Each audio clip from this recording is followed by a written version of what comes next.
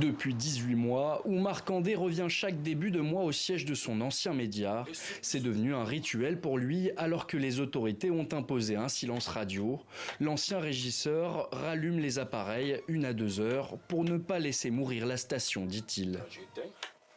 C'était un mercredi et ce jour-là, je me rappelle bien ce jour-là parce que c'est moi qui étais à l'antenne ce jour-là. J'ai entendu des cris dehors là-bas, dans la cour là-bas.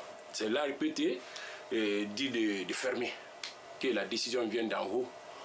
Autre parcours entravé, celui de Mamadou Diane Baldé, journaliste à l'ancienne radio FIM FM, elle aussi fermée pour ses critiques de la junte. Avec d'anciens collègues, il a choisi de résister autrement en créant un site d'information et un magazine mensuel. La riposte a été disproportionnée à mon avis. Maintenant, bref, beaucoup d'eau a coulé sous le pont, cela fait 1 an. Nous tentons de retomber sur les pattes. C'est ce qui a donné naissance à ce nouveau groupe de presse. Mais le tour de vis dépasse le seul cadre médiatique. 2 figures de la société civile, Fonike Mengue et Mamadou Biloba, sont portés disparus depuis plus d'1 an et demi. Malgré l'annonce d'une enquête officielle, aucune information n'a été rendue publique.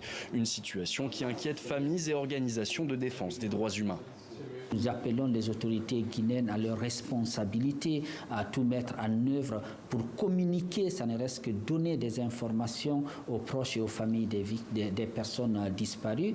Sur le plan politique, des opposants ont été arrêtés et plusieurs grandes formations ont été suspendues, dont l'UFDG et l'UFR. Une décision qui exclut de fait plusieurs personnalités de l'opposition de l'élection présidentielle. Le porte-parole du gouvernement assume. Il y a plusieurs choses qui sont reprochées au parti.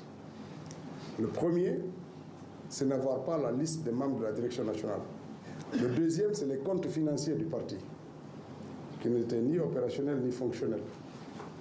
Et c'est au constat, au regard de tout ça, que l'administration du territoire a pris la décision. Et ça concerne tous les partis. Il n'y a pas qu'un parti particulier, il n'y a pas qu'un point particulier. La présidentielle du 28 décembre se tiendra sans véritable suspense. Elle doit permettre le retour à l'ordre constitutionnel et consacrer le général Mamadi Doumbouya qui a renversé le président Alpha Condé en 2021.